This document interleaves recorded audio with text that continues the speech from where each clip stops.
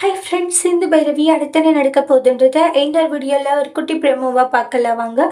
உடனே ஆப்ரேஷன் தியேட்டரில் இருக்க சிவா கிட்ட போயிட்டு டாக்டர் இருந்துட்டு டாக்டர் சிவா, உங்களுடைய மனைவி சிந்துக்கு கையில் தேள் கடிச்சு ஹாஸ்பிட்டலில் அட்மிட் பண்ணியிருக்காங்கன்னு என்ன சொல்லிட்டு இருக்கீங்க சார்? உங்கள் ஃபேமிலி எல்லாரும் அங்கே இருக்காங்கன்னு சிவா பதறி அடிச்சுட்டு வராங்க.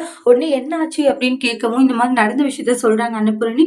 இந்த மாதிரி தான் தேள் கடிச்சிருச்சு, எங்கிட்ட லேட்டாக தான் சிந்து சொன்னால் கூட்டிகிட்டு வந்தோம் இப்போ தான் அப்படின்றாங்க. ட்ரீட்மெண்ட் பார்க்குறாங்க சிவா. ட்ரீட்மெண்ட் பார்த்துட்டு வெளியே வராங்க. சிவா, என்னாச்சு சிந்துவுக்கு? ஒன்னும் இல்லை தானே, நல்லா இருக்கலன்றாங்க. பெரியம்மா, உங்களுக்கு கொஞ்சம் கூட மனசாட்சி இல்லையா பெரியம்மான்றாங்க. எப்படி உங்களால இப்படி நடந்துக்க முடியுதுன்றாங்க. சிந்துவோட உயிரை இவ்வளவு அலாட்சியமா நினைச்சிட்டீங்களா நீங்கன்றாங்க. என்னதான் உங்களுக்கு அவன் மேல வன்மை இருந்தாலும் இவ்வளவு லேட்டாவா கூட்டிட்டு வருவீங்கன்றாங்க.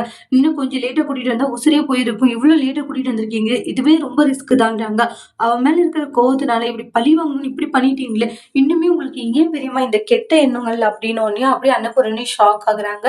அதுக்கப்புறமா சிந்து கிட்ட போய் மன்னிச்சிரு சிந்துன்னு கையை பிடிச்சி சிவா ஃபீல் பண்ணி அழுதுட்டு இருக்காங்க.